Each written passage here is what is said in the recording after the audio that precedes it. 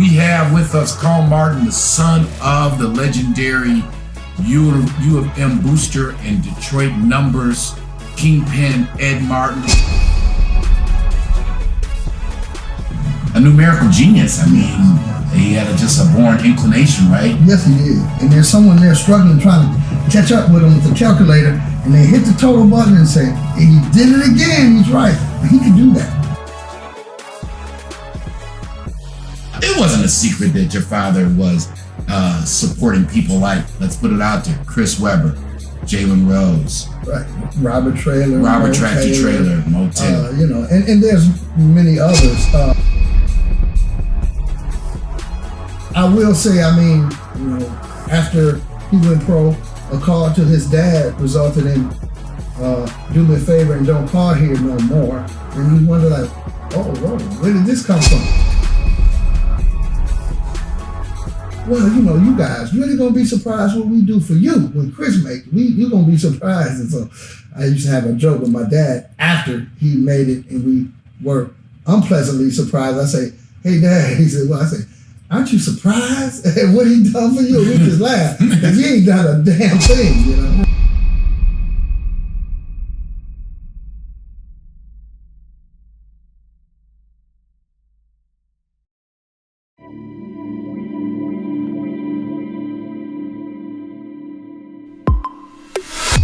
Big Boss Filmworks presents Motown Mafia Podcast, dedicated to representing life in the struggle, and the struggle is relative. And now, your host, entrepreneur, Courtney Brown About some, again, skill sets that we in urban America have and how they transfer over to the mainstream, and we just gotta put our minds in the right set. So, the last kilos that I was involved in selling were not kilos of boy or kilos of girl, but kilos of coffee. For those of you who don't know, in 2015, while on a trip to Africa, I came across a brother through a mutual friend by the name of Miguel. He's a big-time international banker over in Angola, and he also owned a coffee plantation. For those who are close to me know that I am a avid coffee drinker, right? Long story short, we met. I was over there doing some consulting about apparel and some other things. That didn't get off the ground, but he approached me about getting involved in the coffee business. And he asked me, is there any reason... Well, first I tried his coffee in Angola. He asked me what I thought about the coffee. I said, it's good. In fact, my statement was, Miguel, it's better than 90% of the coffee I drink in America. He's toying with me now, but I don't know I'm being toyed with and being probed. And he's like, you think this coffee could sell in America? And I said, again, man, it's good coffee. It's better than 90% of the coffee that I drink. And he just kind of let it go at that point. 6 months pass. Out of the blue, he calls me and he says, hey, Courtney, let's go into the coffee business. And I'm like, well, is there any reason? And he goes, is there any reason we shouldn't do this? And I'm like, well, it's only two good reasons why we should not do this. A, I don't know anything about the coffee business outside of drinking it. I know about going to Starbucks and ordering coffee, or finding me a nice cafe that's got some Jamaican Blue Mountain. And B, I don't know anybody that's in the coffee business. He says, but you're a businessman, aren't you? I said, I guess I'm a relatively competent businessman. He says, and you do know a lot of people. I said, yeah, I know people, and the people I know a lot of people. Mm-hmm. And he says, okay, there'll be 40,000 kilos of coffee coming your way heading to the port of Baltimore. And I'm like, well, you know what, man? If you're silly enough to send me 40 kilos of coffee, I'm silly enough to try to figure out a way to sell it. And hence the Cafe Kazingo line of coffee was launched. So this is, though, the part about skill sets being transferable. So I'm like, you got to bring me up to speed on how this coffee business works. And he starts to explain to me that some coffee beans are really strong, high in caffeine, good flavor, good aroma. Other coffee beans are not highly caffeinated. They don't taste or roast as well. And that's why it's a commodity. It's a cash crop. Now, he doesn't know anything about me or my family background, but I'm thinking to myself, oh, I know a little bit about cash crops and how commodities work.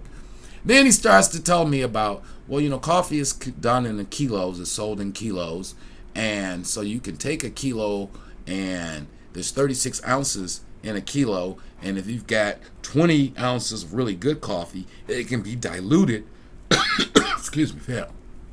It can be diluted with 16 ounces of not so good coffee, and when you blend it all together, it's still a great cup of coffee, even though by diluting it with the weak coffee, you lower down your. And I stop him, like, hey, Miguel, I get that. He's like, what do you mean? I said, I am very versed in how the dilution but yet quality metrics work, right? That if you can take something and dilute it 10 or 20%, but yet it still has the same value as if it was 100%, there's a thing called a profit that is created, right? And we went on to come out to be the largest, and I believe in 2016 and 2017, we were the largest African-American importers of coffee in the country. We were the first people to bring coffee from Southwest Africa to America since those countries became independent. Angola got its independence in 75, right? And that's been a whole journey. This whole pandemic thing has really caused us to put the whole coffee venture on hold. But so what I wanted to talk about and say beyond that, shout out to Miguel and Cafe Kazingo.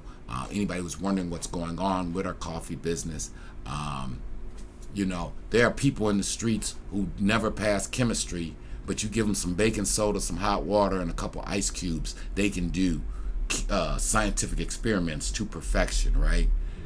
We understand a lot of things that society don't give us credit to. Diluting kilo businesses, cash crop businesses, right? I look at the whole cannabis business, and how it's 38 states now cannabis is legal. There's a ton of opportunities like in that business, and a lot of people in urban America actually already have the skill set and IQ to get involved in that kind of business. And so, and back to the coffee thing, there's some people who we did some things with who we never really recognized, and some of these guys you'll recognize. So, we sponsored, or one of the co-sponsors of Chris Tucker and his annual golf tournament.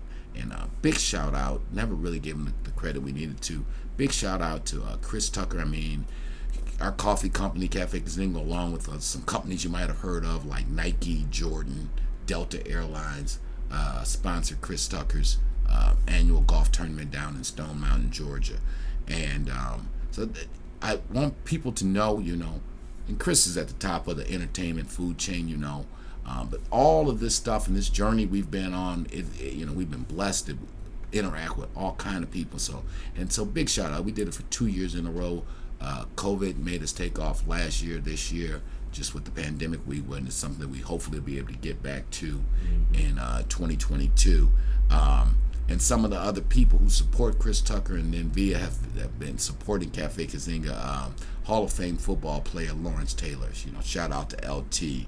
Dikembe Mutombo, the NBA All-Star player, he was always very supportive of us. And we got who else? Yeah, even though I don't always agree with his politics, frat brother of mine, Roland Martin. Shout out to him, another supporter of Cafe Kazinga and the Chris Tucker tournament.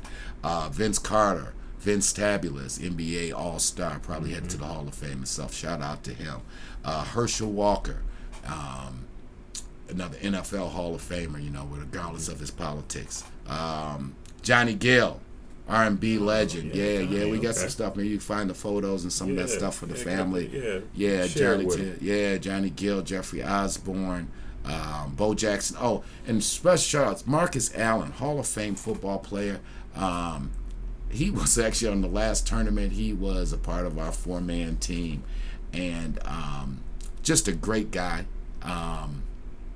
Full of great stories. Who else?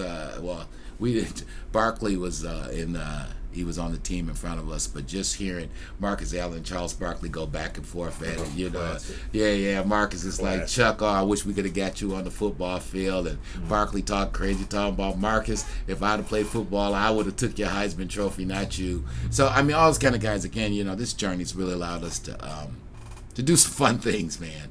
To do some fun things. And then again, back shout out to Chris Tucker and to his family. His family helps, really puts this thing on in-house. Didn't you find out, or not you found out, but Chris, he's has Angolan lineage. Yeah. Dr. Henry Louis Gates. Did a big thing, a documentary series on PBS where he reached out like to Oprah, Chris Tucker, and some other real high-profile African Americans. If you guys have never done your Ancestry.com to find out, if you read our book, Getting Off Zero, Mind Right, Money Right, our thesis is if we knew better, we do better. And knowing where you're from is a part of that. So yeah, anyway, Chris Tucker had did the DNA test, and come to find out that his ancestors hailed from Angola, which is actually what led to us all kind of linking up. When our people reached out to his people in Cali, and he knew our coffee was coming in from Angola, he was really open to the idea, and we put up some dollars and some product and got involved with him. So shout out to that whole situation with Chris Tucker, and again all the other celebrities who supported his foundation, and by doing that supported Cafe Kazinga. So we are still in the coffee game. It's kind of in hiatus for those who was wondering why you haven't heard anything about that. Again, we hopefully get that relaunched next year. Newbie and Joe. It's going down. In fact, you can still reach out to us, and we'll keep you abreast of what's happening with that project. But again, never know, family. Like always say, you never know. That's why you got to travel. You got to meet people. You got to engage in conversations. I know we all love our friends and family, but sometimes you got to get out of your immediate network. You got to grow your network, and you got to be willing to try. Again, I knew nothing about the coffee business. Next thing I know, we're at the World Bank selling coffee to the lords of finance on planet Earth, and all over. From Atlanta to New York, we put that coffee cafe thing down. Had a brief period of time at the cafe out there at Great Lakes Crossing. It's just been an adventure. Just really been an adventure. So, again, I hope it gave you guys a little inspiration. You never know how these happenstance meetings, you never know who you're talking to and what they can do and where this journey will lead. So, right, this whole coffee thing and hanging out again with Chris Tucker and Lawrence Taylor and Vince Carter and those kind of guys, this whole coffee thing starts because I'm going over to Africa to help a guy supposedly set up a beauty supply shop. Well, the beauty supply never happened, but a whole coffee industry or coffee business did take off from that. So shout out to everybody, and again, stay tuned. We'll be hopefully re-adding the coffee industry back into our portfolio of activities 2022. So Money Mondays, man. If you got an idea, again, we do not market ourselves as a consultant, but we do take certain invitations, or if there's something that we really can help you with, we sometimes give a free count. We do always, if you shoot us an email and it's something I think I can help you with, I do a 30-minute free consultation. If it's something that is out of my skill set or out of my network skill set, I'll just say, I can't help you. I'll try to point you in the right direction. But if I can, we can chop it up. I'm a busy man. It may take a minute to get me on the phone, but I'm old school like that. I don't do a whole bunch of emailing back and forth. But if it's something I can be of assistance to you, I will. And, maybe there might even be some business synergy there. And always, just don't forget this. If you do happen to come across Mr. Brown in the streets, have your pitch ready. You never know. Never know. Yeah, people hit me up, The blessing, the curse. The scriptures say, to one much is given, much is required. So I don't duck that. I mean, I have at this stage and age of the game, I'm kind of picky about the things I put my money into. But I do know a lot of people. I know a lot of people who do a lot of things, and you never know. There's a lot of things I'm involved in legitimately that I don't discuss here on YouTube or online, because mainly I have lots of business partners and associates who do not like attention, and it's not everybody's business what our business is. But that said, there's opportunities out there, so you never know. If you shoot me an email, bigbossfilmworks@yahoo.com. If you catch me in the streets or at the airport, holla at your man. I am not funny style. I have not forgotten from which I come, and I thank the good Lord for how good he has been to me and mine. So with that, make sure you guys please hit the like, share, and subscribe button. Shout out to my man Eddie Baby over there at Instagram. Eddie Baby. Big shout out to, I hope you guys have been checking out the stuff that Uncle Butch, Tommy Sharp, Black Butch, the Black Dispatch, what he's been putting down for us. We got some other hot stuff. I mean, can't even really go into it right now, but again, we really am humbled and honored by the support the channel's been getting. Hope you guys are getting something from this stuff. Love you guys. Holla at your man. I'm out. We good, Lou? We good. All right, peace. Peace.